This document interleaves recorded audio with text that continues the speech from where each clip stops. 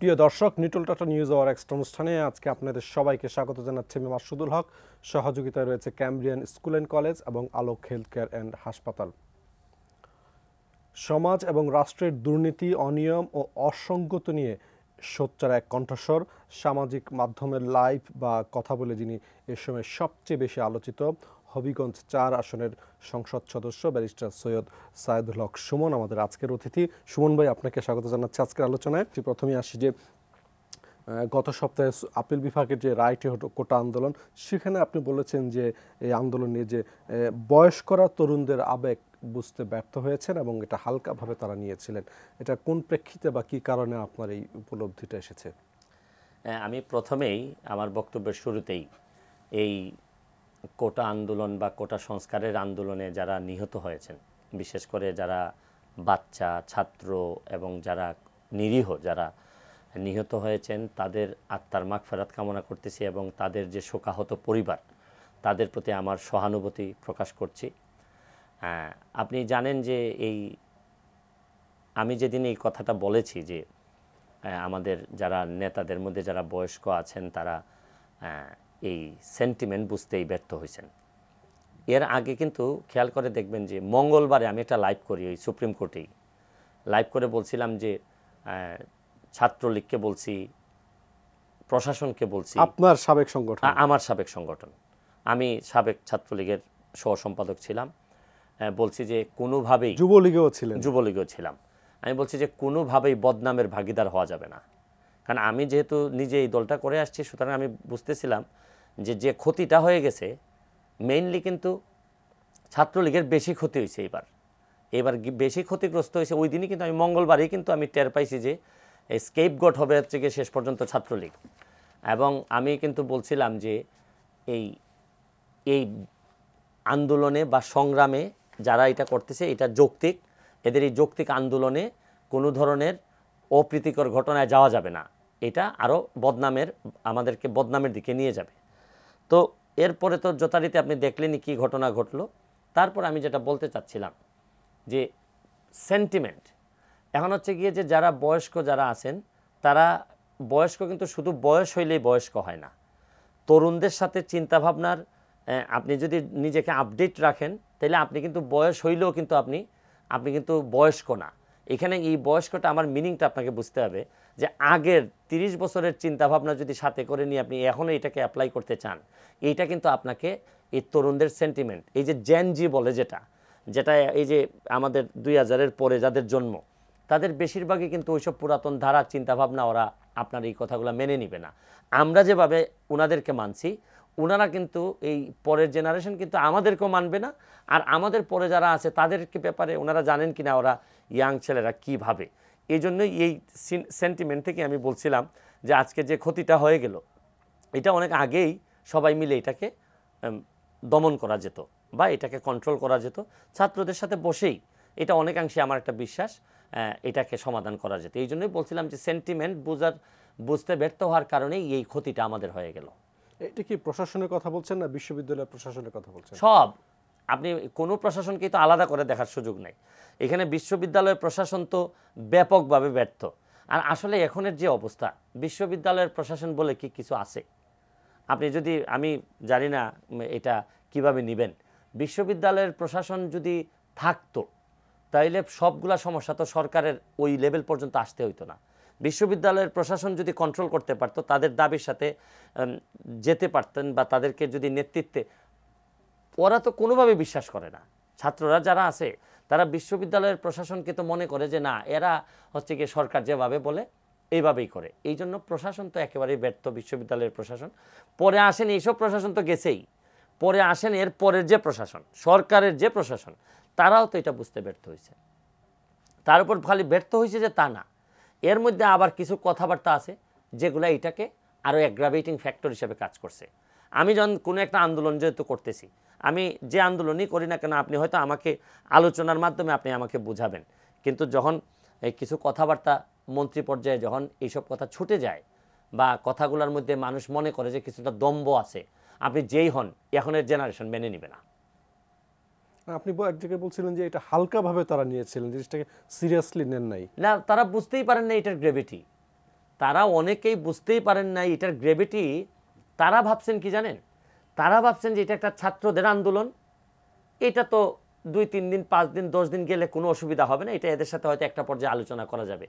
কিন্তু এই সরকারের তো বোঝা উচিত যে এই সরকারের ডায়াবেটিস আছে। এই সরকারের ডায়াবেটিস আছে মানে হচ্ছে গিয়ে কি, সামান্য একটা কাটাছেঁড়া হইলেই বারডেমে আসা লাগবে। এই সরকারের যে ডায়াবেটিস আছে এটা সরকারের প্রশাসন বুঝতে পারে নাই। কারণ হচ্ছে গিয়ে ছাত্রদের আন্দোলন তো বুধ বৃহস্পতিবার পর্যন্তই ছিল, এরপরে তো জঙ্গি চলে আসছে, এরপরে জামাত শিবির চলে আসছে।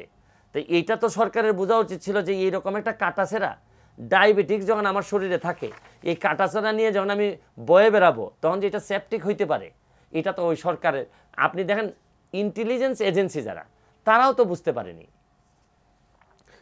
6 জুলাই ওবায়দুল কাদের বলেছিলেন যে কোটা এবং শিক্ষক আন্দোলনের উপর ভর করেছে বিএনপি, অর্থাৎ 6 তারিখেই কিন্তু বুঝে গেছেন যে এখানে যে আন্দোলনে অন্য শক্তিগুলো আস্তে আস্তে আসছে, কারণ বিএনপি কিন্তু ওই দিন আন্দোলনটাকে সমর্থন দিয়েছে। তার মানে কি 6 তারিখের পর থেকে তো গভর্নমেন্ট বা প্রশাসন সাবধান হতে পারতেন। উনি যেহেতু বলেছেন যে ভর করেছে, তো আমার কাছে মনে হইতেছে যে ভর করার পর কি রিয়াকশনটা হইতে পারে এই ব্যাপারে ওনার ধারণা ছিল না। উনি ভাবছেন যে তারা ভর করছে, এটা হয়তো মৌখিকভাবে বা এটা নৈতিক সাপোর্ট দিয়েছে তারা এই আন্দোলনে, কিন্তু তারা যে একটা মাস্টার প্ল্যান অনুযায়ী আগাচ্ছে এবং এর মধ্যে যে অনেক বড় বড় খেলা চলে আসছে, এটা ওনাদের এই ধারণা ছিল না।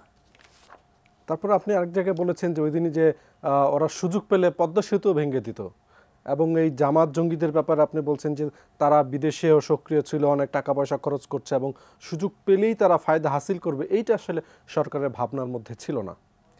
এই ছিল না যে জিনিসটা, এইটাই তো সরকারের ব্যর্থতা। সরকার ধরেন আপনি অলরেডি তো বিএনপি এবং জামাত দুর্বল হয়ে পড়ে আছে, কিন্তু বিষ তো আছে।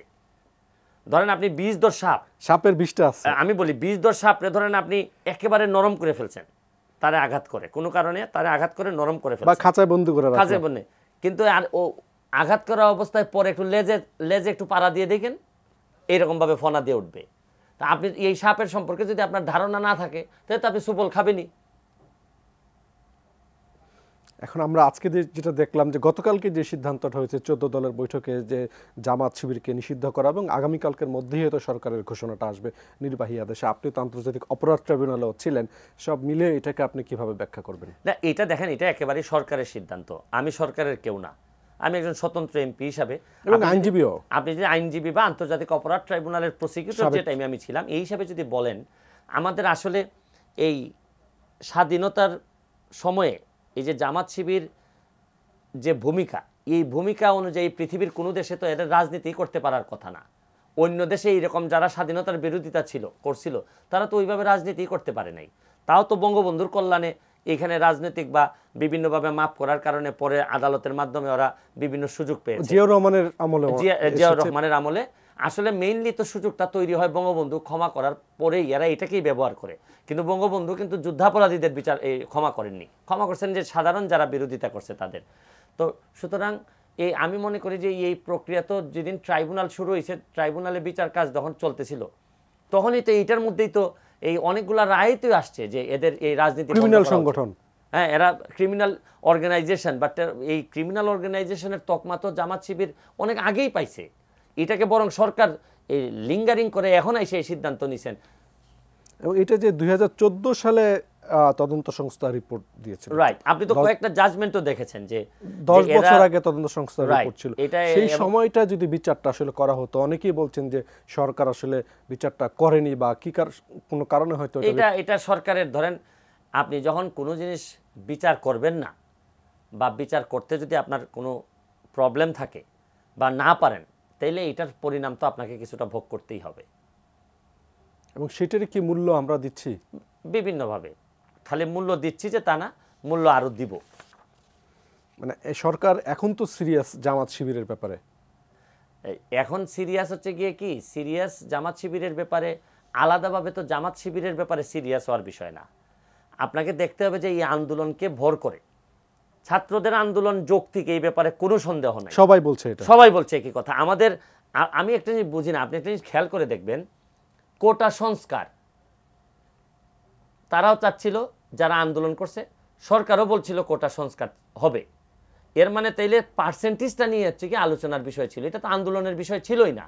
তারপর আচ্ছা মনে করলাম যে সরকারের প্রতি বিশ্বাস নাই আন্দোলনকারীদের, তারা আন্দোলন করছে, কিন্তু কোটা হওয়ার পরেও এরপরে শুক্র শনিবারে যে ঘটনাগুলো ঘটলো এরপরে তো আর এই কোটাতে নাই আর এখন না। আমি আপনার একটা কথা বলি, এখন এমন এক সময় আপনি আমার ইন্টারভিউ নিচ্ছেন যে সময়ে কেউ কারো কথা শুনতে রাজি না, আপনি হয় বলবেন ইয়েস অথবা নো। এখন যারা কোটার জন্য আন্দোলন করতেছিল, যারা সংস্কার করতেছিল, তারা নিজেরা যৌক্তিক একটা আন্দোলন, এই ব্যাপারে আমার কোনো সমস্যা নেই, আমি এদের পক্ষে। এবং আমি বলছিলাম যে ইন্টারভিউতে যে আমি এদের পক্ষে মামলায় থাকবো। তো কোটা তো হয়ে গেল, তারপর হচ্ছে কি দেখেন একটার পর একটা, এরপরে এদের কি আসতে পারতো, এরা আসবে যে বিচার চাইতে পারে, যারা আহত হয়েছে নিহত হয়েছে এদের জন্য বিচার চাইবে। কিন্তু এখন খেয়াল করে দেখেন 3টা জিনিসের উপর আন্দোলন এসে ঠেকে গেছে। আমি এদের কোটা সংস্কারের জন্য আমি একমত, আমি এদের সাথে আছি। কোটা সংস্কার করতে গিয়ে, এই আন্দোলন করতে গিয়ে যারা নিহত হয়েছে এদের জন্য বিচারের প্রক্রিয়ায় আমি যাইতে রাজি। আমাকে যদি অ্যাডভোকেট বা ব্যারিস্টার নিয়োগ দেওয়া হয় আমি তাতেও যাব।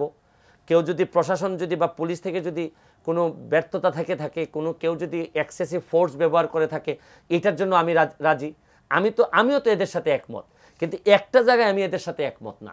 এটা হচ্ছে গিয়ে যে জামাত বিএনপি এবং জঙ্গিদের সাথে মিলে এরা যে এদের যে প্রাধান্য এখন এই আন্দোলনে, জামাত বিএনপির প্রাধান্য তো এখন সবচেয়ে বেশি। এরা এখন কোটাকে ব্যবহার করে এরা সরকার পতন করতে চায় এবং শেখ হাসিনাকে মেলাইন করতে চায়। এইটাতে আমি একমত না, কারণ আমার নেতা তো শেখ হাসিনা। এই কারণে ধরেন আমাকে অনেকে বলছেন যে আপনার ফলোয়ার একেবারেই কমে যাবে, আপনি জাতীয় ভিলেনে বিবেচিত হবেন।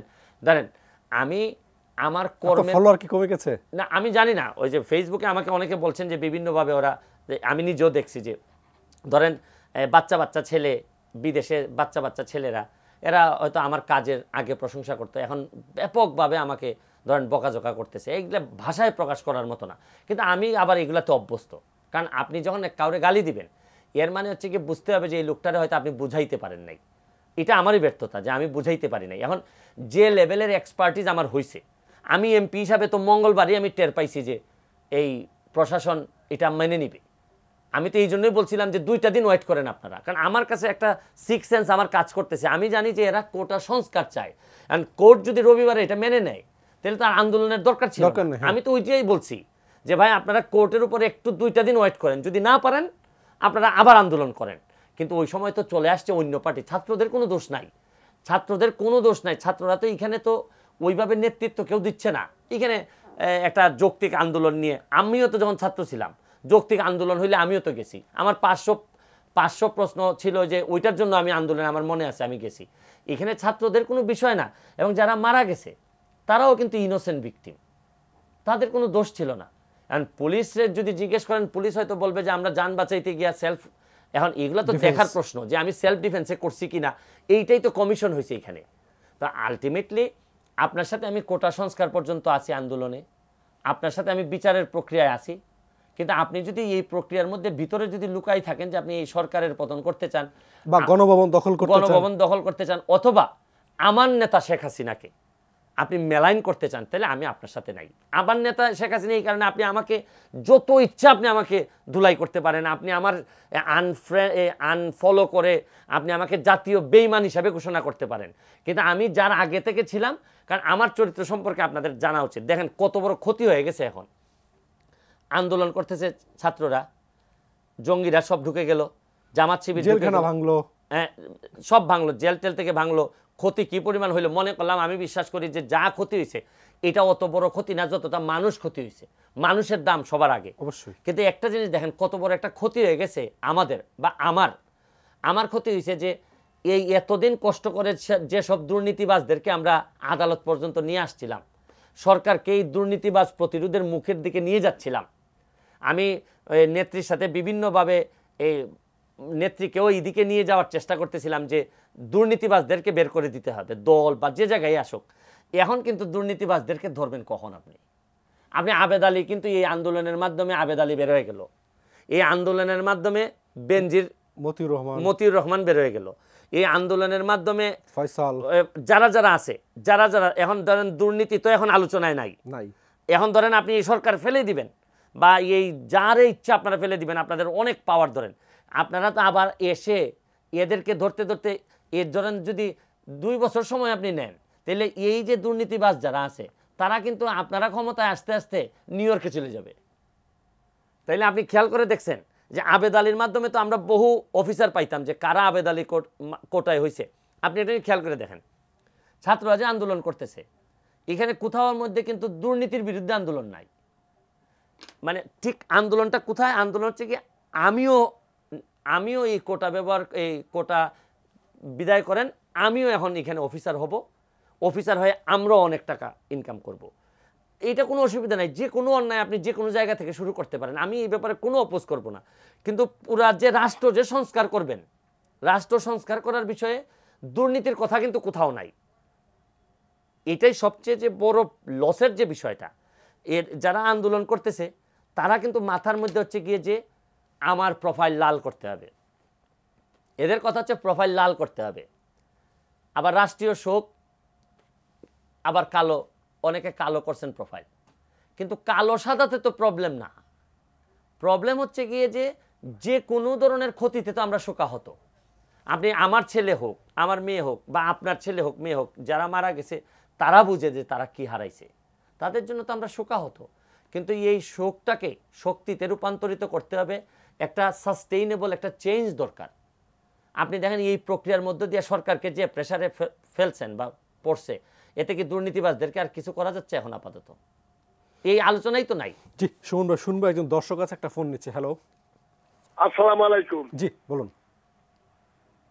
আমি সুমন সাহেবের কাছে ছোট্ট করে দুটো প্রশ্ন রাখতে চাই। তার আগে আমি তাকে সালাম জানাই, তিনি মানুষের জন্য কাজ করেন, মানবতার জন্য কাজ করেন, দুর্নীতির বিরুদ্ধে কথা বলেন।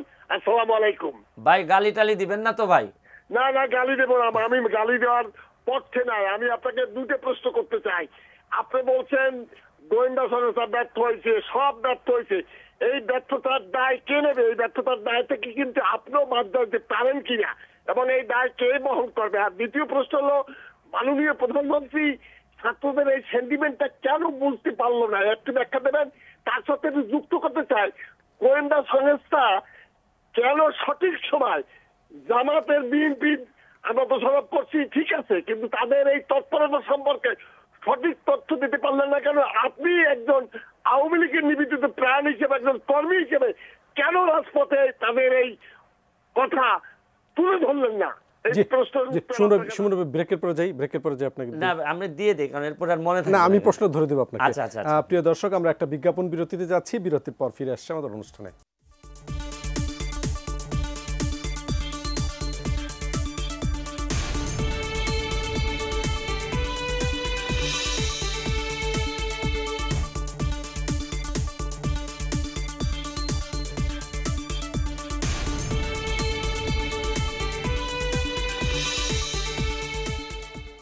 প্রিয় দর্শক, বিজ্ঞাপন বিরতির পর আমরা আবারও ফিরে এলাম নিউট্রাল টাটা নিউজ আওয়ার এক্সট্রা অনুষ্ঠানে। সুমন ভাই, বিরতির আগে একজন দর্শক যে প্রশ্ন করেছিলেন, যে একজন দর্শক আছে, দর্শকের ফোনটা একটা নিয়ে নিই। হ্যালো, আসসালামু আলাইকুম। জি বলুন। আমি আব্দুল ওয়াহাব মন্ডল, রাজবাড়ী থেকে বলছিলাম। জি, আমাদের সুমন ভাই বললাম মানে আমাদের মাননীয় জাতীয় সংসদ সদস্য সুমন ভাই অত্যন্ত একজন ব্যারিস্টার এবং সাধারণ জনগণের জন্য কথা বলেন। তো ওনার কাছে আমার প্রশ্ন, যে আপনি তো একজন ব্যারিস্টার বটে, নট অনলি মানবতার এমপি। আপনি যে 6 জন সমন্বয়ককে ডিবি অফিসে নিরাপত্তার জন্য রাখা হয়েছে, তাদের এই নিরাপত্তায় রাখার তারা যদি নিজেরা নিরাপত্তা না চায়, তাহলে নিরাপত্তায় রাখার আইন আছে কিনা? আর তাদের মোবাইলগুলো বন্ধ রাখা হচ্ছে কেন? তাদের সাথে আমরা কথা বলতে পারার আইন আছে কিনা? ধন্যবাদ, বুঝতে পেরেছি। সঙ্গে ওনাদের 6 জনকে খাওয়ানোর বিষয়টা নিশ্চয়ই আসবে, আপনি এটার জবাবটা যদি একটু দেন। দেখেন, এই যে 6 জনকে ডিবি অফিসে নেওয়া হয়েছে, এটা নিয়ে ধরে নিলাম যে এখন কখন নেওয়া হয়েছে, আমি সাপোর্ট করতেছি না, যে তাদেরকে নেওয়াটাকে সাপোর্ট করতেছি না। কখন নেওয়া হয়েছে? যখন বোঝা যাচ্ছে যে যারা এই আন্দোলনের নেতৃত্ব দিচ্ছেন তাদের ব্যাপারে প্রশাসন বা এনফোর্সমেন্ট এজেন্সি চিন্তা করতেছে যে এদেরকে অন্য ধ্বংসের লাইনে নিয়ে যেতে পারে। ধরেন আপনার ছেলে যদি কোনো অন্য মেয়ের জন্য মনে করেন যে পাগল হয়ে যায়, তখন আপনি করতেছেন কি, ভাবতেছেন যে ওই মেয়ের বাবা মারা আমার ছেলেটার মাথা নষ্ট করে ফেলে কিনা, এই জন্য ছেলেটারে বিদেশ পাঠাই দেয় ফ্যামিলি। তো এইখানে হয়েছে কি, আমার যতটুকু আমি তাও জানি না, কিন্তু আমি কোনোভাবে ব্যক্তিগতভাবে কাউকে ইচ্ছার বিরুদ্ধে নিয়ে আসাকে কখনোই সাপোর্ট করি না। এবং on the top of that আপনি এটা তো আজকে জানেন হাইকোর্টও এই বিষয়ে গতকালকে বলছেন যে এটা একটা তামাশা। তো আমি মনে করি যে এই রাষ্ট্রের শৃঙ্খলার স্বার্থে তাদেরকে যদি মানে সিকিউরিটি, মানে কি শুধু যে ফিজিক্যাল সিকিউরিটি এটা না, এটা হচ্ছে গিয়ে ঠিক ওনারা যে স্পেসিফিক আন্দোলনে থাকতে চান তারা যেন নিজেদের বুদ্ধিতে থাকতে পারেন, এইটা থেকে একটা বক্তব্য, এরকম একটা বক্তব্য প্রশাসন থেকে আসছে। আমি যতটুকু দু একজনের কাছ থেকে বোঝার চেষ্টা করছি যে আমরা যদি অ্যারেস্ট করতে চাইতাম এনি টাইম আমরা অ্যারেস্ট করতে পারি, কিন্তু তাদেরকে মনে হয়েছে যে তারা তো সাধারণ ছাত্রের প্রতিনিধিত্ব করতেছে, তাদেরকে যদি অন্যরা আইসা এই আন্দোলনটারে, আমি তো আপনারা বললাম এই আন্দোলন বারবার চেঞ্জ হইতেছে, আপনি খেয়াল করে দেখেন গতিপথ বদলাচ্ছে। এখন এক এক সমন্বয়ক এক এক কথা বলতেছে। এখন সমস্যা হচ্ছে কি, রাষ্ট্রের তো দায়িত্ব থাকে, রাষ্ট্রের দায়িত্ব হচ্ছে কি রাষ্ট্র এই শান্তি শৃঙ্খলা বজায়ের স্বার্থে যে কোনো কাউকে বলতে পারে আপনি বের হবেন না, আপনি বাসায় থাকুন। কারণ আমাকে যে কোনো সময় বলতে পারে যে আপনি, যেমন আমার যখন লাইফ থ্রেট আসছিল আমাকে বলা হয়েছে যে আপনি বাসার বাইরে বুঝে যাবেন, আপনি এখন আপাতত যাবেন না। তো এইটা আমার মনে হইতে পারে, তবে ওভারঅল এটা আমার মনে হওয়ার বিষয় আমি বললাম। তবে আমার কাছে মনে হয়েছে যে কোনোভাবেই হোক, যে কোনো এজেন্সি কাউকে ইচ্ছার বিরুদ্ধে কেউ আটকে রাখতে পারে না। এটার জন্য তো হাইকোর্টে আমাদের আইনজীবীরা হয়েছে, এবং এই শুনানির আগেই তো আমার জানা মতে ওই ডিবি অফিস থেকে এদেরকে কি করা হয়েছে, খাবার আপ্যায়ন করার বিষয়টা কি? এটা তো আসলে হাইকোর্ট থেকেও বলা হয়েছে যে এটা একেবারে তামাশা করার মতো। তো এটা আসলে খুব একটা কাম্য না আমার কাছে মনে হয় না। এটা আমার মনে হয় কি, ফেসবুকে যে এইটাকে একটা ব্যাকআপ হিসাবে দেখানো হয়েছে যে দেখো ওরা খাচ্ছে, এরকম বিষয়টা এটা করতে গিয়ে আসলে আরো এটা তামাশার বিষয় হয়ে গেছে। জি, শুনলে বিরতির আগে একজন দর্শক প্রশ্ন করেছিলেন যে ব্যর্থতার দায় কে নেবে, এবং পাশাপাশি জামাত বিএনপির যে অগ্নিসন্ত্রাস সেটা সঠিক তথ্য গোয়েন্দারা পাননি তার দাবি, যে এটার ব্যাপারে এবং আপনার মন্তব্য। আমি আমাদের গোয়েন্দাদের একটা বিষয়টা আপনাদেরকে বললে আপনারা বুঝতে পারবেন যে আমাদের গোয়েন্দারা কতটা সফল। আমি যখন এমপি নির্বাচন করতে যাই তখন দলের কাছে গোয়েন্দারা রিপোর্ট পাঠান যে কার জনপ্রিয়তা কত বেশি। ওই রিপোর্ট অনুযায়ী আমি মনে হয় 3 নম্বরে ছিলাম, মানে 1 নাম্বার তো নাই, যে আমার জনপ্রিয়তা 3 নম্বরে আছে আমার এলাকায়। গোয়েন্দারা রিপোর্ট পাঠিয়েছেন আমি যতটুকু জানছি। তো এর ফলশ্রুতিতে আপনারা দেখছেন যে যার সাথে আমি নির্বাচন করছি উনি ফার্স্ট ছিলেন গোয়েন্দাদের রিপোর্টে, তার থেকে আমি 1 লাখ ভোট বেশি পাইছি। তো আপনি বুঝতেছেন যে গোয়েন্দারা, আমাদের দেশের গোয়েন্দাদের অবস্থাটা কি। আরও শুনেন, পাকিস্তান আমলেও গোয়েন্দারা বলছে যে আরে বঙ্গবন্ধু এই শেখ মুজিবুর রহমানের এইগুলা বাংলাদেশে কিচ্ছু না, এগুলো 1-2 বিষয়। তো ঠিকই তো এই দেশ স্বাধীন হয়েছে। তা আমাদের গোয়েন্দাদের অবস্থা কিছু কিছু ক্ষেত্রে যে একেবারে সফলতা নাই তা না, আছে জঙ্গি দমনে সফলতা আছে, কিন্তু এইসব বিষয়ে যতটুকু দরকার একেবারেই অতটুকু ছিল না। আর আরেকটা বিষয় হচ্ছে কি, দায়টা কে নিবে? দায়টা যথারীতি এই যে সরকারকে বহন করতে হবে। সরকার যে একটা সেই কি পর্যায়ে চলে গেছে, এটা তো এইগুলার দায়ী, তো নাইলে তো আর সরকার এরকম একটা মধ্যখানে মাত্র 6 মাস হয়েছে সরকারের বয়স, এরকম সময় তো এরকম একটা আনকমফোর্টেবল পজিশনে পড়ার কথা না। জি, আপনি সংসদে বাজেট বক্তৃতায় আপনি বলেছেন যে সরকারের রাসেলস ভাইপার চলে এসেছে, বেজি নেই কেন? না, এটা তো আমি কি কারণে বলছি সংসদে, বলছি যে বাংলাদেশে আপনি জানেন যে ওই যে মতিউরকে বাংলাদেশ ফাইন্যান্সিয়াল ইন্টেলিজেন্ট ইউনিট বলে একটা ইউনিট আছে, তারা ধরতে পারলো না তার যে এত সম্পদ। আমাদের ব্যাংক যারা পারলো না, হ্যাঁ পিবিআই পারলো না, দুদক পারলো না, পারলো কে? একটা ছাগল। তো এই কারণেই আমি বলছিলাম যে এদেরকে তো ধরা হয় বেজি, দুদক, financial intelligent unit, SB, DB, এরা তো ধরে নেন বেজি। এরা হচ্ছে কি কাজটা কি? কাজ হচ্ছে কি রাসেল ভাইপারকে ধরা, বিষধর সাপকে ধরা। তো এরা কেউই ধরতে পারলো না, বেজি তো নাই, এরা তো বেজি না, তাইলে এরা কি? এরা তাইলে হচ্ছে গিয়ে বিষ, মানে বেজির অস্তিত্বই নাই। এরা তাইলে হচ্ছে গিয়ে কি, বেশিরভাগ ক্ষেত্রে দেখা যাচ্ছে এদের পার্টনার। এরা তো বেজি না হয়ে বিষধর সাপের পার্টনার হয়ে গেছে, যার কারণে এরা কেউই আর রেগুলারে ধরতে পারে না। ক্ষেত্র বিশেষে ছাগল গিয়ে দেখা যাচ্ছে যে ওদেরকে ওই ছাগলের মাধ্যমে, এই ছাগল কাণ্ডের মাধ্যমে বেরোয় আসলো। এই জন্যই মনের দুঃখে আমি সংসদে এই কথাটা বলছিলাম যে মাননীয় প্রধানমন্ত্রী, আমার সমস্যাটা কোথায় জানেন? আমার সমস্যা হচ্ছে গিয়ে আমি মাননীয় প্রধানমন্ত্রীরে অন্ধের মতো পছন্দ করি, কারণ আমি তারে খুব কাছ থেকে দেখছি, তার জীবনযাত্রা সব কিছু দেখছি। আমার জানা মতে আমি কখনো তারে ব্যক্তিগতভাবে কোনো দুর্নীতির জায়গায় আমি পাইনি। আমার কিন্তু গন্ধটা আপনাদের চেয়ে অনেক বেশি, আমি অনেক ভিতরে গিয়ে দেখতে পাই। কিন্তু ওনার সমস্যাটা কোন জায়গায় জানেন? সমস্যা হচ্ছে আশেপাশে যারা অনেকেই আছে তারা তার স্ট্যান্ডার্ড ক্যারি করে না, এবং ওনার এই এই এই ক্ষতিটাই ওনাকে সবসময়, আপনি একটা জিনিস খেয়াল করে দেখেন, বঙ্গবন্ধু, আজকে বঙ্গবন্ধুরে সবচেয়ে বেশি ক্ষতিগ্রস্ত করছে তো যারা বেশিরভাগ সময় যারা নিজেরা দুর্নীতি করে বঙ্গবন্ধুর নাম নেয়। তখন মানুষ স্বভাবতই মনে করে যে তুমি এরকম একটা মানুষের নাম নিয়ে তুমি আবার দুর্নীতি করতেছো, তখন বঙ্গবন্ধুর ইমেজটারই এরা ক্ষতিগ্রস্ত করে, নেত্রীর ইমেজ ক্ষতিগ্রস্ত করে। দেখবেন 2 নম্বরই করার পরে যদি নেত্রীর আশেপাশে থাকে তখন মানুষ কি মনে করে দেখেন, আপনি আমি খেয়াল করে দেখেন আজকে যে সিচুয়েশন দাঁড়াইছে, এই সিচুয়েশনের বহু আগে আমি চিৎকার করছি। আপনার জানা আছে কতগুলো লাইভ আমি দুর্নীতিবাজদের বিরুদ্ধে করছি। দুর্নীতিবাজ তখন বেশিরভাগ দুর্নীতিবাজ ছিল দলের ভিতরে ছিল, সরকারের ভিতরে ছিল, আমি এদের বিরুদ্ধেই কথা বলছি। এই জন্য তো আমাকে অনেকে মনে করতেন যে আরে না ও তো কি আওয়ামী লীগ করে। আমি যদি আন্তর্জাতিক অপরাধ ট্রাইব্যুনালের প্রসিকিউটর না হইতাম, এতদিনে কিছু কিছু দুর্নীতিগ্রস্ত আওয়ামী লীগের আছে তারা আমার জামাত বানাই ফেলতো। শুধু ট্রাইব্যুনালে আমার প্রসিকিউটর ছিলাম, আর আমার চরিত্রের মধ্যে কোনো দুর্নীতি নাই, আর আমি কোনোদিনই দলের সাথে কোনোদিন আমি বেইমানি করি নাই। কতগুলা সিচুয়েশন আসছে, এই কারণে আমি পারি নাই। কারণ এদের একটা স্বভাব আছে, যারাই 2 নম্বর আওয়ামী লীগ টের পাবেন কেমনে, এরা কোনো ভালো ছেলে আওয়ামী লীগ করলেই এরা কোনোভাবে চায় যে জামাত শিবির বানাই ফেলতে।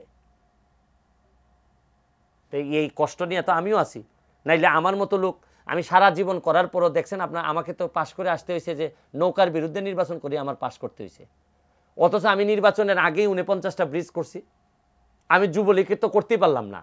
যুবলীগে আমার কি অপরাধ ছিল? আপনি আমারে বলেন অপরাধটা ছিল, আমি বললাম যে আওয়ামী লীগ, যুবলীগ, ছাত্রলীগ যে জায়গায় আছে এই জায়গায় পুলিশ কেন স্লোগান দিবে? পুলিশ স্লোগান দিবে কেন? পুলিশ তো রাষ্ট্রের দায়িত্বে। এটা আমার বিরুদ্ধে নিয়ে অভিযোগ তুলছে কি যে আমি নাকি জয় বাংলার বিরোধিতা করছি। আরে কই জয় বাংলা? জয় বাংলা আর কই পুলিশ তো তেল মারতেছে, এবং পুলিশ ডিপার্টমেন্ট বিব্রত এই বিষয় নিয়ে। আমি ভিডিও করে বললাম যে বেশি প্রেম দেখানো ভালো না, এই জন্য আমারে করলো কি যুবলীগ থেকে অব্যাহতি দিয়ে দিল। আর যার কারণে আমার অব্যাহতি দিল ওসি সাহেব বিশাল কিসেতে উনি বিরাট বড় আওয়ামী লীগার হিসাবে থেকে এইখানে ভালো অবস্থানে আছেন। তাহলে আপনি বুঝতেছেন ক্ষমতাটা কোন জায়গায় চলে গেছিল, যে একজন ওসি যুবলীগের আইন সম্পাদকের চাকরি খেয়ে দিচ্ছে। জি সুমন, একজন দর্শক আছে, একটা ফোন নিচ্ছে। হ্যালো হ্যালো হ্যালো, জি সংযুক্ত মনে বিচ্ছিন্ন। সুমন ভাই আর একটা ব্রেকে যাচ্ছে আমরা। প্রিয় দর্শক, একটা বিজ্ঞাপন বিরতিতে যাচ্ছি, বিরতির পর ফিরে আসছে আমাদের অনুষ্ঠানে।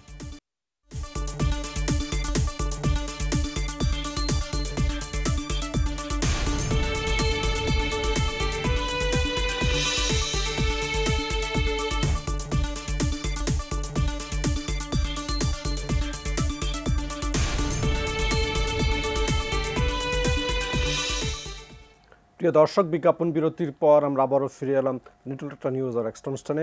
সুমন ভাই, আপনার কাছে যেতে চাই যে আপনি অনেক দিন আগে এমপি হিসাবে আপনার নিজের পাওয়া সম্মানী এবং সরকারি বরাদ্দের তথ্য সামাজিক যোগাযোগ মাধ্যমে আপনি প্রকাশ করেছিলেন। এইটার ফলে সংসদেই আপনার সহকর্মীরা আপনার বিরুদ্ধে ব্যবস্থা নেওয়ার জন্য মাননীয় স্পিকারের কাছে আবেদন করেছিলেন। দেখেন, মানে একটা বিষয় হচ্ছে কি, আমি কত সম্মানী পাই বা আমার এলাকার মানুষ কত টাকা বরাদ্দ পাচ্ছে, এইটা বলাটা তো একটা স্বাভাবিক জিনিস। এই স্বাভাবিক জিনিস গত 50 বছর ধরে কেউ করছে না। এটা আমার কাছে অস্বাভাবিক লাগতেছিল যে আমি তো এই টাকার মালিক না, আমি তো শুধু আমার সম্মানীটার মালিক, কিন্তু আমার এলাকার জন্য বরাদ্দ কত হয় এটার জন্য তো আমি মাত্র ট্রাস্টি, মানে আমার মাধ্যমে যায়। তো এইটা আমি বলবো না কেন? অথচ এইটা বলার কারণে প্রতিবাদ করছে কে জানেন? বিরোধী দল, চুন্নু সাহেব। বিরোধী দলের তো এই কাজ না, বিরোধী দল তো আরো সরকারের বিরুদ্ধে আরো স্ট্রংলি কথা বলবে, জবাবদিহিতা চাইবে, বরং সে বিচার দিতেছে যে তার নাকি, শুনেন, আমি যেদিন এইটা ওপেন করে দিছি, চুন্নু সাহেব যখন আমার বিরোধিতা করছে তখন আমি বুঝে গেছি যে আমার কপালে দুঃখ আছে। আমি সংসদ সদস্য হইলেও আমি এই উনাদের, এবং আরো মজার বিষয় কি জানেন, চুন্নু সাহেব যখন এই বক্তব্য দিচ্ছে সংসদে বিচার, সরকার দলীয় আমার আওয়ামী লীগের প্রায় 50 জন সংসদ সদস্য হাততালি দিচ্ছে, তখন আমার কলিজা ফেটে গেছে যে আমি কাদের জন্য এগুলা করি? এটা তো বঙ্গবন্ধুর আদর্শের একজন সৈনিক দাবি করলে আমি টাকা আমার কাছে ওইটা বলবো না কি কারণে? শুনেন, আমি ওই দিনই বুঝছি যে আমার কপালে। না, এটা নাকি বলছে যে এলাকার লোকজন নাকি গেলে জিজ্ঞেস করে যে কত টাকা পেয়েছো, এরকম তোমার ব্যাপারে তোমার এলাকার মানুষের এত সন্দেহ কেন? এর মানে তুমি টাকা মারো? তোমার ব্যাপারে আমার এলাকায় যান, গিয়ে বলেন যে আপনাদের এমপি নাকি টাকা খায়, বলেন কি কয় আমার এলাকার মানুষ। চাঁদাবাজি হয় কি এলাকায়? আরো একটা সুন্দর কথা বলি, চাঁদাবাজি বন্ধ করতে গিয়ে যে কত ঝামেলায় আছি, কারণ আমি তো 50 বছরের সিস্টেমে হাত দিছি। আজকে সকালে ঘটনা শুনে আমার মাধবপুর উপজেলায় পৌরসভার একজন চাঁদা তুলতেছে। তো যখন একজন বলছে যে আমি চাঁদা দিব না, কেন চাঁদা দিব, মহাসড়কে চাঁদা, বলে যে এই চাঁদার ভাগ এমপি সাহেবের চাচাও পায়। তো আমার ফোন দিছে, তা আমার তো চাচাই নাই, আমার বাবাও নাই।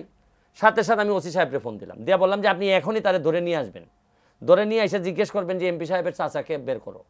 তারপর যে ওসি সাহেব দক্ষতার সাথে ধরে নিয়ে আসছে, আইসা তারপর 200 লোক আসছে তার পক্ষে, আইসা ক্ষমা প্রার্থনা করছে। তখন আমি বলে দিছি যে সারা এলাকায় পানিশমেন্ট হিসেবে সারা এলাকায় বলবে গিয়া যে এমপি সাহেবের কোনো চাচা নাই, এবং চাচা মামা খালা কেউ এই চাঁদাবাজিতে কখনো ছিল না, থাকবেও না। এর মানে আপনি বুঝতেছেন আগের যে কালচার ছিল, আগের এমপি সাহেবের চাচা যে টাকা নিত, এই কালচারটা এখনও ব্যবহার করতে চায় এরা। সুতরাং আমাকে কী পরিমাণ স্টার্ন অ্যাকশন নিতে হয়, জিনিসটা কিন্তু ছোট, আমি এমপি হিসাবে ইন্টারফেয়ার করারই কথা না, যে ভাই তোমার একটা ভুল বুঝাবুঝি হইতেই পারে। কিন্তু আমি ঠিকই বুঝছি যে আজকে যদি সে এমপি সাহেবের চাচা হিসাবে সমর্থন পেয়ে যায় বা তারে যদি কেউ কিছু না বলে, কালকে সে অধিকার নিয়ে এই টাকা তুলবে। শুনবো, আমাদের সময় একদম শেষ দিকে।